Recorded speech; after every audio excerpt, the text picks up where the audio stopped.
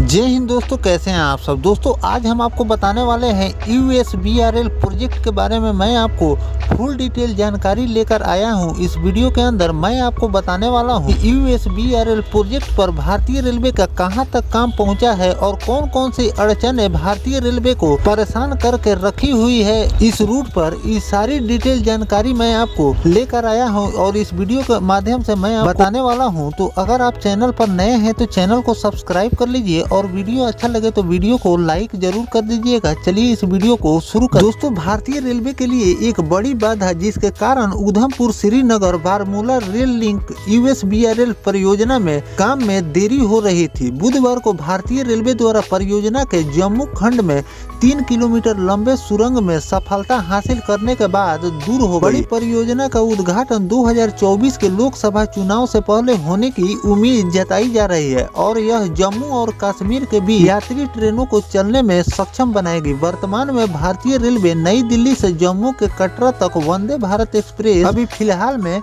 चला रही है।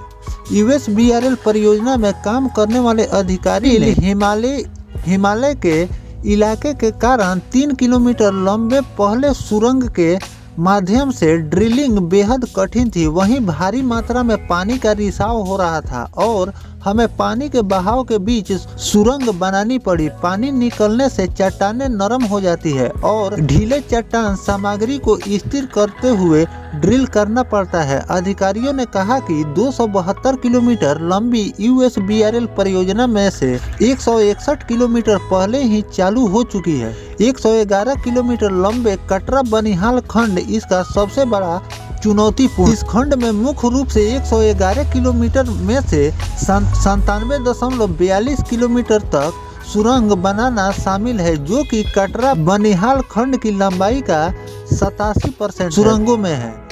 अधिकतम लंबाई सुरंग T49 जो कि 12.77 किलोमीटर लंबी है और इस रूट की सबसे बड़ी ये सुरंग है, जिसको बनाने में भारतीय रेलवे को पूरी मशक्कत और पसीना गिराना पड़ा। यह देश की सबसे लंबी परिवहन रेलवे सुरंग होगी।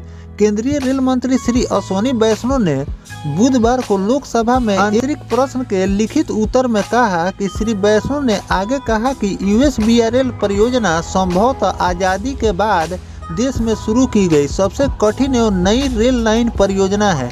श्री वैष्णव ने कहा कि यह इलाका हिमालय से होकर गुजरता है, जो भूवैज्ञानिक आश्चर्य और कई समस्याओं से भरा हुआ है और इस रूट पर रेलवे परियोजना का काम करना बहुत ही ज्यादा मुश्किल है। फिर भी भारतीय रेलवे ने मुश्किल इलाकों और मुश्किल दौरों से गुजरते हुए भारतीय रेलवे ने उस रूट पर ट्रैक बिछाना शुरू कर दिया है, जिसमें कई टनल और कई नदी का सामना भारतीय रेलवे को करना पड़ा, जिसमें सबसे लंबी सुरंग का निर्माण भी भारतीय रेलवे को करना पड़ा, जिसके खुदाई में पानी निकलने के कारण भारतीय रेलवे को बहुत ज़्यादा मुश्किलों का सामना करना पड़ा, जो कि लमसम उसकी लंबाई की बात करें तो 12.77 किलोमीटर लंबी सुरंग को भारतीय रेलवे कंप्लीट कर चुकी है और बहुत जल्द रेलवे अपना परचम लहराने वाला है। फिलहाल इस रूट पर अभी कई काम बाकी है। ऐसा बात नहीं है कि इस रूट पर पूरे काम फाइनल हो गए हैं।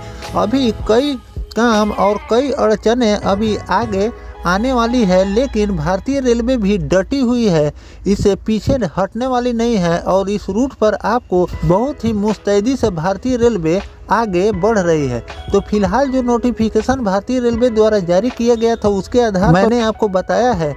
इस पर जो भी बड़ा अपडेट निकल कर सामने आएगा मैं आपको देने का प्रयास करूँगा। फिलहाल दोस्तों ये नया अपडेट USBRL प्रोजेक्ट का आपको कैसा लगा कमेंट सेक्शन में जरूर लिखिएगा। मिलते हैं किसी नेक्स्ट टॉपिक नई जानकारी के साथ, तब तक अपने भाई को दीजिए इजाजत। जय हिंद, जय भारत, वंदे मातरम।